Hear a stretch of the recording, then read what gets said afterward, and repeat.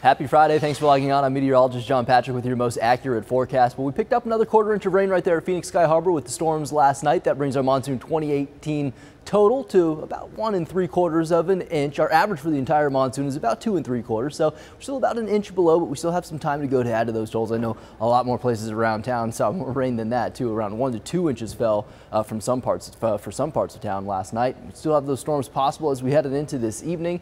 Drier days though coming up as we track a storm system that's going to move by to our north that might limit that monsoon activity into early next week. Until then though, we do still have a flash flood watch in effect from 11 a.m. Friday through about midnight early Saturday morning. For wherever you see these green polygons here, that means that any of these storms that fire up in this area will be capable of producing some very heavy rain in a short amount of time. So we will have to watch for some flash flooding there. So we're initially going to see those showers and thunderstorms fire up over the higher terrain, mainly north and east of the valley. They will have about a 20% chance to make it into the Phoenix metro area as we head into the late evening and early overnight hours before we wrap things up late tonight. But as we head into tomorrow, it looks like a lot of that thunderstorm activity is going to be confined to the higher elevations as we slowly start to dry out here. So those storms today capable of heavy rain, some flash flooding, certainly a possibility with these as well. The damaging winds and blowing dust, not quite as big of a factor here today with these heavy rainers possible. So a 20% chance of storms here in the valley as we head into the evening and overnight hours, about a 10% chance of storms on Saturday.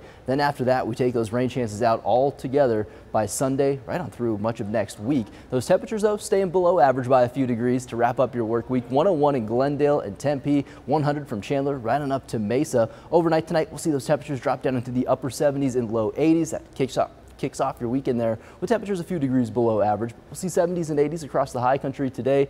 105 plus down the upper Colorado River Valley overnight there tonight, seeing those temperatures drop down into the 80s, 50s and 60s for you across the high country. So we'll keep temperatures below 105 it looks like for Saturday and Sunday, staying dry through next week, and those temperatures eventually coming up above 105 it looks like by next Tuesday.